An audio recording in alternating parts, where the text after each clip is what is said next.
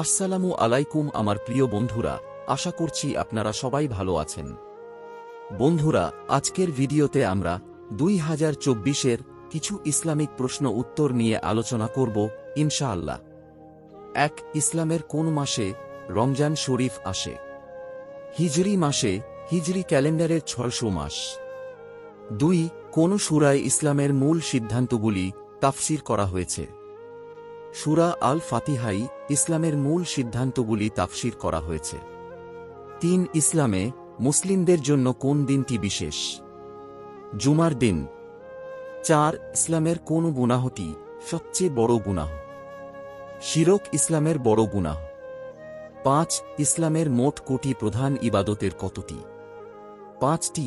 কালিমা, সলাত, সাওম, জাকাত আর হজ। 6. কোন সূরায় ইসলামের মহাকবিদা অ্যাকাউন্টিং এর বহুল সূরা হয়েছে?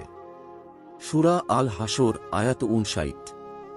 7. ইসলামের কোন পূর্ণাঙ্গ পঞ্চাঙ্গিক বই রয়েছে? লৌহ মাহফুজ। 8. ইসলামের সবচেয়ে বড় ব্যক্তির নাম কি?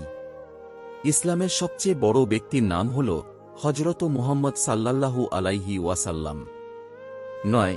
ইসলামের কোন দুটি প্রধান উৎস হল কোরআন ও হাদিস সংকলন? সহিহ বুখারী ও সহিহ মুসলিম। 10. ইসলামের কোন মাস সবচেয়ে মহত্বপূর্ণ হয়েছে? রমজান মাস। 11. ইসলামে কোন বইটি 6 হাদিস সংকলনের জন্য পরিচিত? সহিহ বুখারী। 12. ইসলামের 5 সুজম কোনটি? রমজানের রোজা। 13. ইসলামের কোন দিনে মুসলিমরা হজ্জ অভিযানে যাত্রা করে? জিলহজ মাসের 10 তারিখে। 14. ইসলামে মুসলিমদের প্রতি বছরে কতবার হজ প্রতিষ্ঠান হয়? একবার। 15. ইসলামে ব্যক্তির জীবনে প্রথম কোন ইবাদত হয়? কালিমাহ শাহাদত, লা ইলাহা ইল্লাল্লাহু মুহাম্মদুর রাসূলুল্লাহ।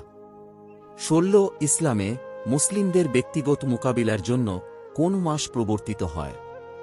শাবান মাস। 17. ইসলামে মুসলিম নারীদের জন্য কোন একটি পরিসর আছে? পর্দা।